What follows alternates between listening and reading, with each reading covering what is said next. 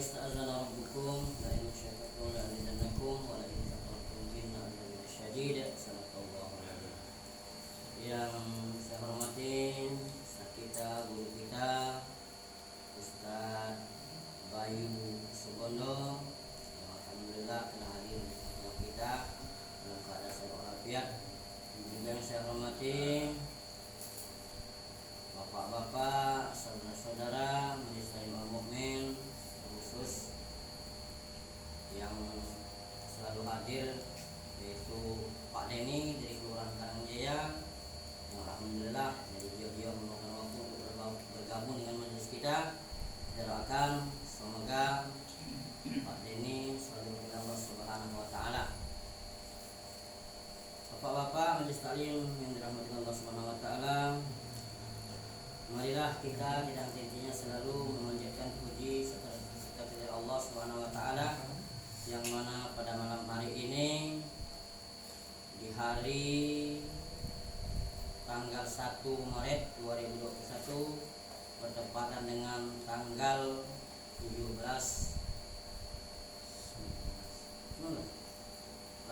Rajab 19 apa 18? 18. 19. Hah? Lama masuk 18 malam ya. 18 Rajab kita masih dipertemukan oleh Allah Subhanahu wa taala di majelis taklim di masalah mukmin dalam keadaan sehat walafiat.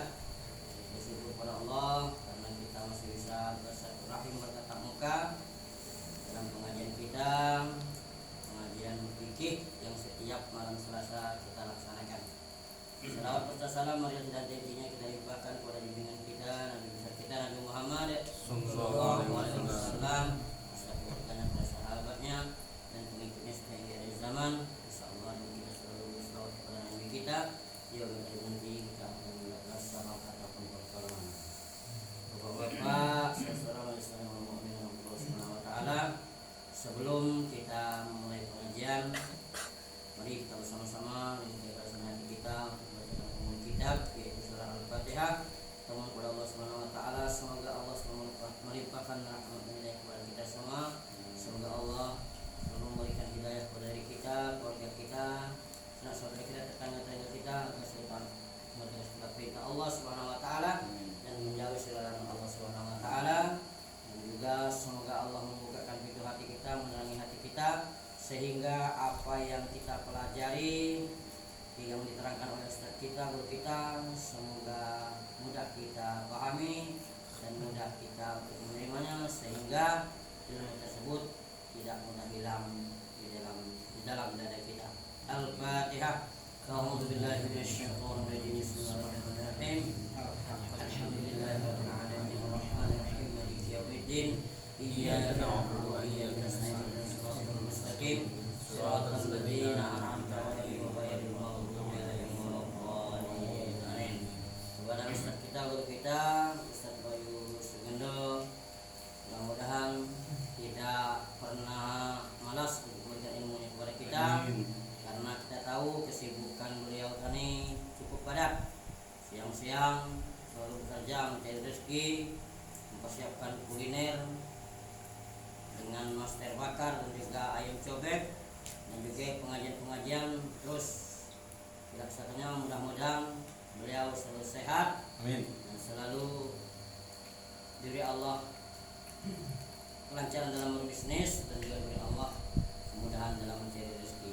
Kepada Ustaz Bayu waktu tempat kami silakan. Assalamualaikum warahmatullahi wabarakatuh. Waalaikumsalam warahmatullahi wabarakatuh. Bismillahirrahmanirrahim. Assalamualaikum warahmatullahi wabarakatuh. Waalaikumsalam warahmatullahi wabarakatuh. Alhamdulillah, nasta'inuhu wa nastaghfiruhu wa na'udzu billahi min syururi anfusina wa min sayyiati a'malina, may yahdihillahu fala mudilla lahu wa may yudlil fala hadiya lahu. Asyhadu an la ilaha illallah wahdahu la syarika lah wa asyhadu anna sayyidana Muhammad ibn Abdillah la nabiyya ba'dah. Rabbi shrah li sadri wa yassir li amri wahlul 'uqdatam min lisani yafqahu qawli. Amma ba'du. Yang saya hormati, yang saya muliakan dan yang insyaallah sedang dimuliakan oleh Allah Subhanahu wa taala, jamaah Majelis Taklim Al-Mukmin Desa Muara Sungai yang alhamdulillah masih diberikan diberikan kesempatan untuk selalu ngaji, bermuajahah bil wujuh. Mudah-mudahan semua yang hadir di sini mendapatkan barokah dari Allah Subhanahu wa taala. Amin. Allahumma amin ya rabbal alamin.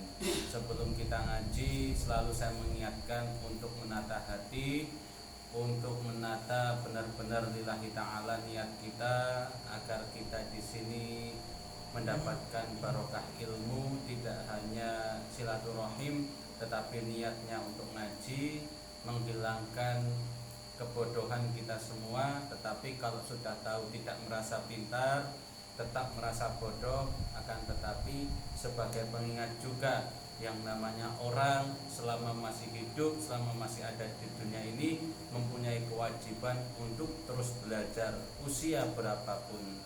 Utlubul ilma minal mahdi ilal lahdi.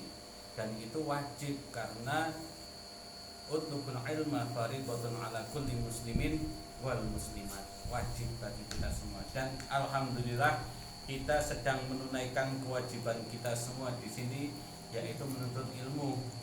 Menuntut ilmu itu bukan dituntut ilmunya, kamu salah, bukan. Maksudnya menuntut ilmu itu ya itu plesetan aja menuntut ilmu, kemudian ilmu itu dituntut. Salah apa ilmu dituntut? Ya bukan itu plesetannya saja. Maksudnya ya ngaji, mengharap kita semua lebih dekat lagi sama Allah, kemudian mengenal Rasulullah, sehingga apapun yang kita lakukan kalau itu baik diridhoi oleh Allah Subhanahu wa taala. Amin Allahumma amin ya rabbal alamin.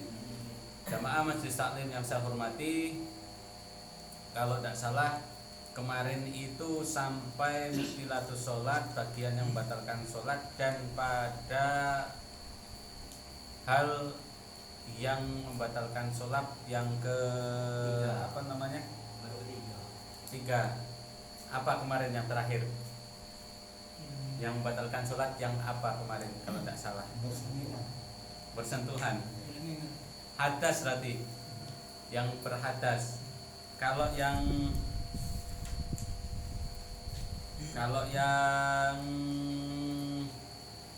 membatalkan puasa, membatalkan itu belum ya. Ya mau pokoknya saya diingatkan, karena kan kadang materinya hampir sama sampai yang tempat lain, jadi agak lupa ingat. Pokoknya tugas bapak-bapak yang mengingatkan di sini. Tidak lupa ingatan. Jadi kita lanjutkan pembahasan kita pada malam hari ini. Yang membatalkan sholat yang selanjutnya adalah wabil muftiri amdan illa aklu katir.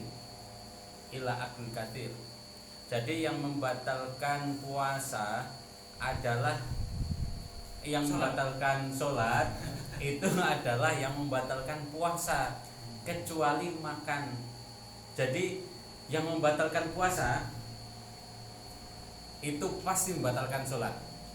Kalau kemarin yang membatalkan wudhu pasti membatalkan sholat. Nah sekarang yang membatalkan puasa pasti membatalkan sholat. Kalau dia sengaja, kalau membatalkan puasa ya otomatis sengaja semua tindakannya. Membatalkan puasa pasti membatalkan sholat, kecuali makan, walau nasian, walaupun dalam keadaan lupa. Nah terkecualinya di sini Pak. Jadi misalkan kita lagi sholat, kalau misalkan kita memasukkan sesuatu melalui mata dengan sengaja, kemudian ke tenggorokan, yang itu bukan merupakan obat. Karena yang membatalkan puasa itu memasukkan sesuatu baik benda padat ataupun cair ke 9 lubang yang kita miliki. 1, 2, 3, 4, 5, 6, 7, 8, 9. 9 lubang itu dimasukin benda dengan sengaja, baik itu cair maupun benda padat, sengaja, bila udrin, tanpa ada udur, atau hajat, li ghairi hajatin, tanpa hajat. Hajat itu misalkan bisa karena obat. Tanpa itu semua, dengan sengaja kok masuk dari lubang yang itu, 9 itu, maka itu batal puasanya. Berarti kalau hal yang membatalkan puasa seperti itu dilakukan saat sholat, berarti sholatnya juga batal. Otomatis batal sholatnya. Sholat iseng-iseng netesin telinga, air netes ini masuk, maka batal puasanya, otomatis sholatnya juga batal. Nah terus misalkan ngorokin kuping Pak, karena ini juga sering kan kalau puasa itu nanti bentar lagi kita masuk bulan puasa. Kalau walaupun sekarang juga sudah puasa sunnah bulan Hurum, kita itu gatel kupingnya, gatel kuping. Lah itu batasan agar kita itu tidak batal saat ngorokin kuping itu sampai mana? Karena ngorokin kuping ada yang batal. Ngorokin kuping apa sih kalau sini? Ngorek ya. Kalau ngorok itu kan tidur. Makanya iya. Ngorekin kuping. Kalau ngorekin kuping itu ada yang batal, ada yang tidak membatalkan. Nah, batasan yang membatalkan itu seperti apa? Batasan yang membatalkan saat kita ngorekin kuping itu sampai mana? Maka ukuran kata para ulama, ukurannya saat kita ngorekin kuping itu kelingking. Batas kelingking itu bisa masuk, itu tidak batal. Tetapi kalau kelingking kita itu tidak masuk, tetapi yang tidak terjangkau oleh kelingking tetap dimasukin pakai cotton bud, nah itu yang membatalkan puasa. Tapi kelingking sendiri-sendiri Pak ya, bukan kelingkingnya orang lain yang kecil terus disuruh ngorek-ngorek, itu bukan. Tapi kelingking sendiri, telinga sendiri ya ukurannya kelingking sendiri.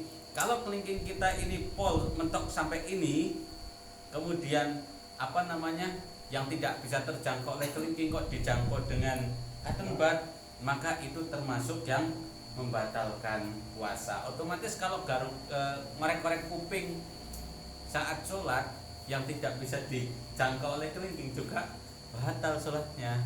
Ya iseng juga ngapain sholat bawa cotton bud di saku kemudian main-main. Walaupun kalau gerakan jari jemari kemarin batal enggak. Misalkan kita gatel, kita pakai korekan kuping, gerakan cuma 1 kali 1, diam ini, sikunya diam, yang gerak-gerak ini terus, batal enggak sholatnya? Kira-kira ini terus. Kalau cotton budnya itu cuma di bagian ini, kita mainan ini, batal enggak secara hukum yang kemarin? Batal enggak? Tidak batal, soalnya ini enggak gerak, yang besar ini enggak gerak, kecuali kalau ini baru nggak gerak. Tapi ya iseng juga, ngapain kita sholat kok ngorekin kuping ini, tidak usah juga. Walaupun tidak batal ya tidak usah dilakuin, tidak usah itu. Nah itu yang membatalkan puasa, ngorokin kuping, kemudian atau netesin ke lubang 9 tadi dengan sengaja masukin, itu pokoknya batal karena membatalkan puasa, kecuali makan banyak dengan sengaja. Walaupun tidak sengaja Pak. Kalau puasa itu makan banyak dengan sengaja, batal enggak puasanya?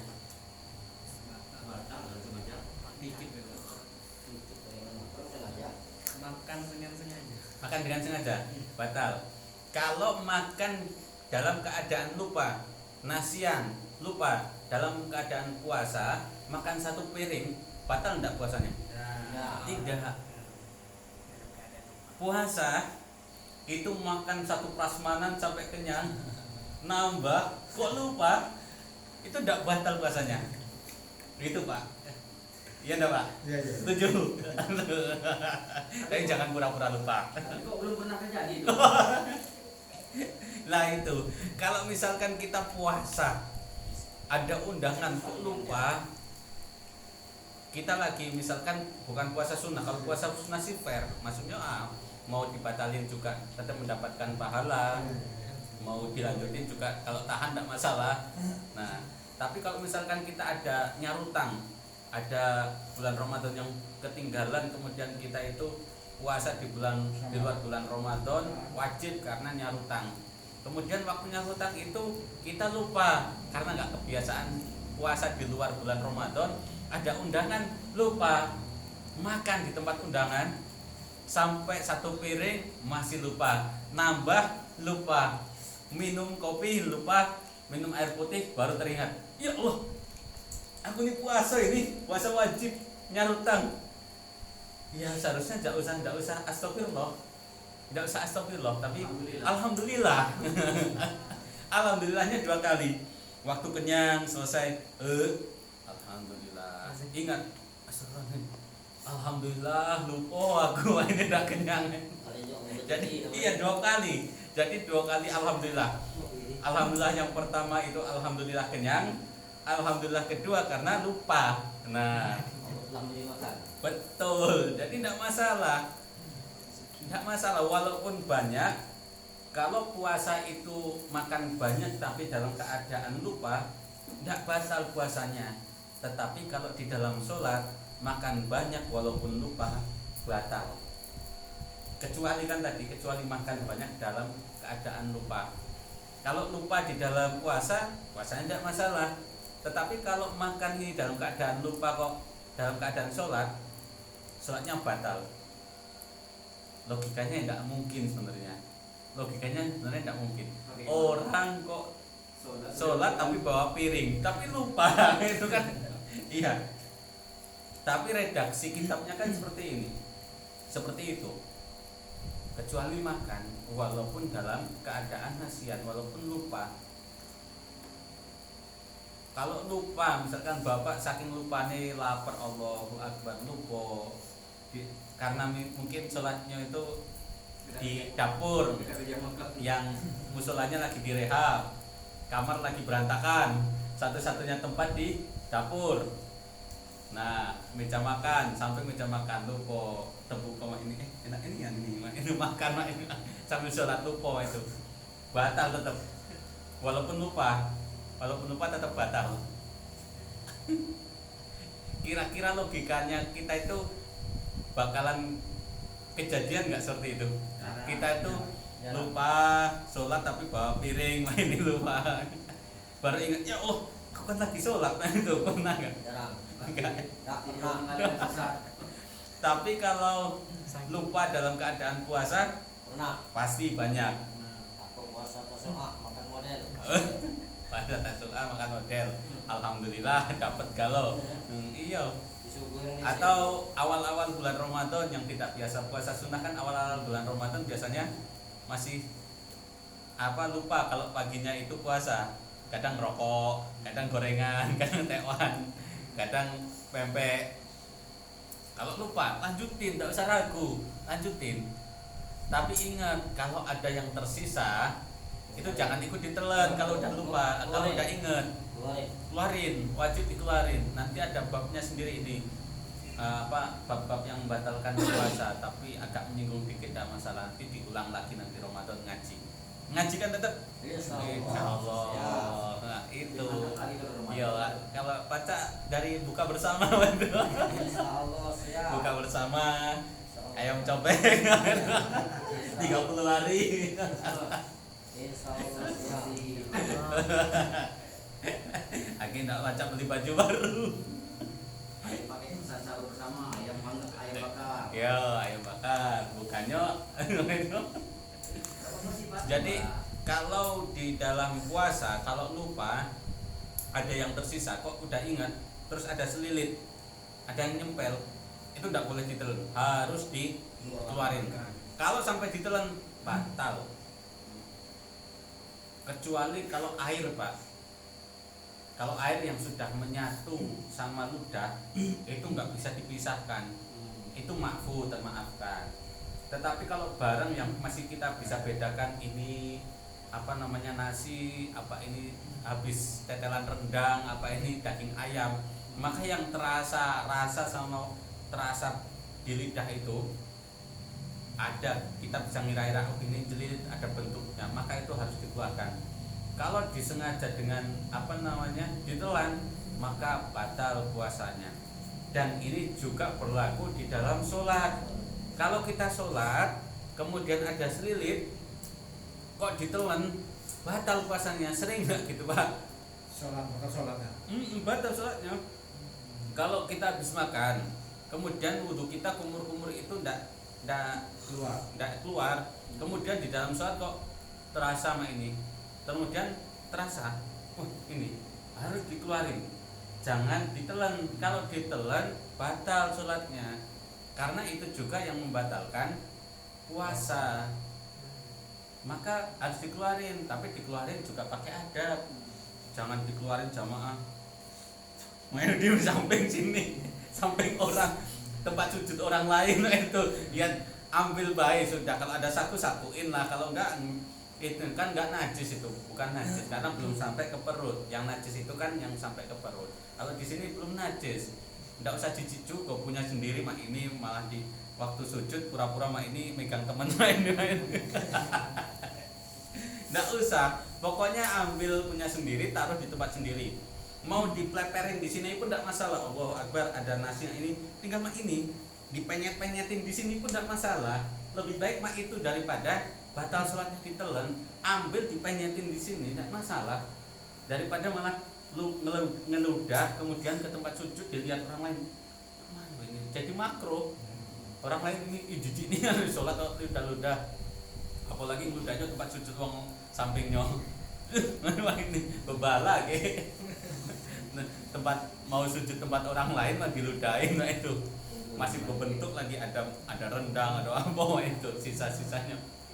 Jadi kalau diambil sebisa mungkin, kalau mau disaku, kalau mau dipenyetin dimanapun tidak masalah karena itu bukan najis. Pacak nanti dibersihin, nggak usah jijik karena itu juga bekas kita sendiri.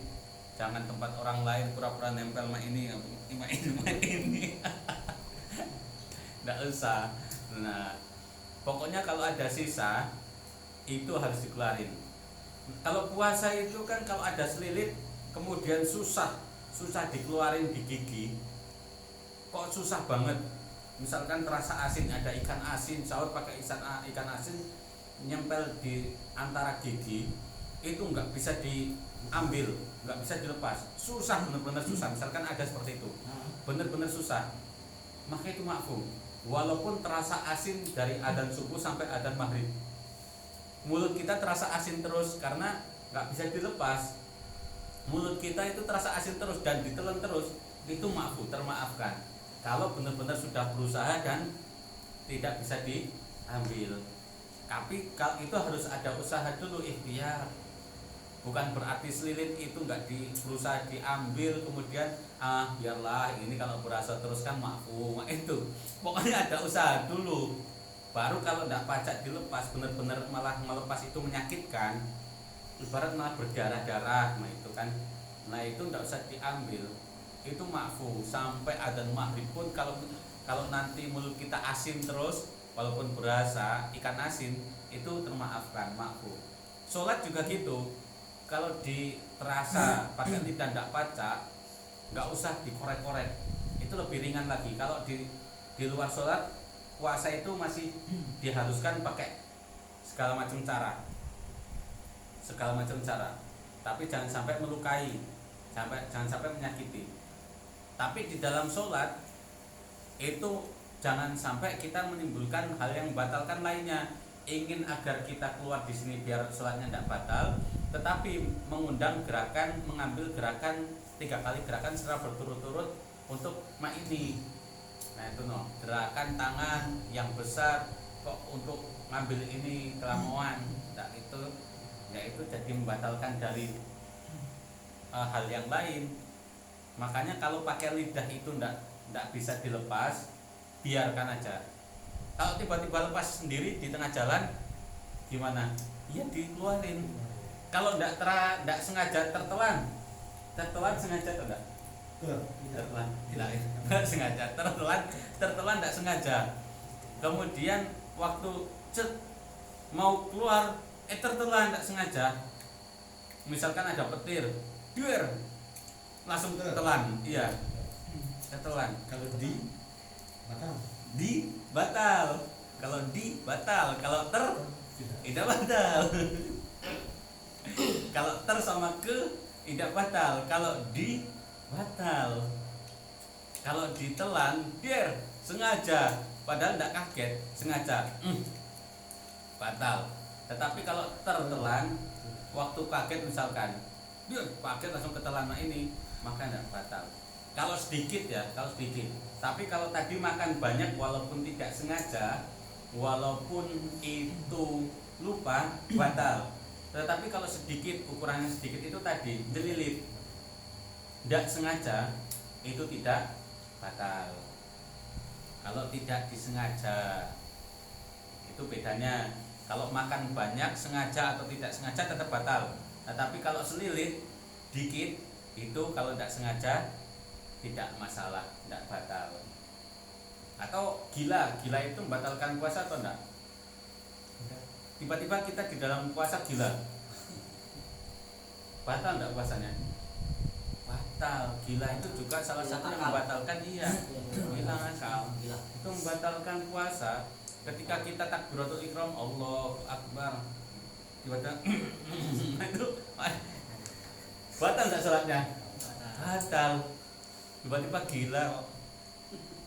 Kira-kira gila. Pingsan juga batal karena membatalkan puasa. Nah, itu semua yang membatalkan puasa itu membatalkan sholat, kecuali makan dengan sengaja. Kalau makan tidak sengaja, kalau makan dengan tidak sengaja di dalam puasa itu tidak batal puasanya. Tetapi kalau makan dengan tidak sengaja di dalam sholat tetap batal sholatnya. Kemudian yang selanjutnya, au salasati harokatin mutawaliyatin walau syahwan, gerakan besar 3 kali secara berturut-turut walau syahwan, walaupun tidak disengaja maka batal. Gerakan besar itu tangan, kaki, badan, pinggul, pantat, itulah yang besar-besar. Gerakan kecil, kedipan mata, gerakan hidung, bibir, kuping kalau bisa. Nah, gerak-gerakin hidung, gerakin bibir, gerakin telinga. ya tapi walaupun pokoknya walaupun tidak batal ya enggak usah mainan hidung. Main enggak usah sholat. Enggak usah. Pokoknya enggak usah. Enggak, kalau enggak ada perlu gatel apa-apa, kalau gitu enggak usah lah, walaupun enggak batal. Konsen aja, enggak usah main-mainin. Jari jemari itu juga tidak batal. Ya tadi, walaupun enggak batal enggak usah mainan, cuma main di dalam sholat enggak usah. Enggak usah. Tahan aja. Nah, itu tidak membatalkan puasa. Yang membatalkan puasa au salasati harokatin mutawaliyatin walau syahwan, bergerak secara 3 berturut-turut, gerakan yang besar 3 kali berturut-turut walau syahwan, walaupun tidak sengaja, itu batal. Nah, kalau misalkan contoh sering terjadi itu, kalau misalkan kita sholat berjamaah kemudian di depan kita kosong safnya, ya enggak, agar saf itu tidak terputus, cara kita maju itu cara kita maju memenuhi saf yang kosong itu gimana agar saf itu tidak terputus. Nah, misalkan kan satu saat kita menjumpai ketika di depan kita itu ada yang hadas, kentut misalkan, pas itu keluar, maka otomatis kita harus masuk ke saf yang depan itu yang kosong. Nah, itu kalau 1 kali langkah tidak sampai, Pak. Sampai tidak dari saf 1 ke itu langsung 1 langkah. Sampai orang melompat. Nah, ini kecuali walau wal wusbatu fahisatu wa darbatul mufritatu, lompat dengan luas, lompatan yang luas walau 1 kali panjang, lompat dengan keadaan langsung bergerak 1 kali luas batal, walaupun 1 kali itu batal. Iya lah, kayak pocong misalkan lompat cuma ini langsung maju 1 kali, walaupun loncatan itu dapat dari sini langsung ke situ dapat, loncat 1 kali. Tadi yang membatalkan puasa membatalkan sholat itu berapa kali gerakan? 3 kali gerakan. Kalau lompat 1 kali 3 kali atau 1 kali itu dihitung 1 kali. Tetapi kalau lompatan itu jaraknya jauh, itu dianggap membatalkan. Jauhnya itu ukuran gimana? Jauh itu ukuran langkah normalnya orang dewasa.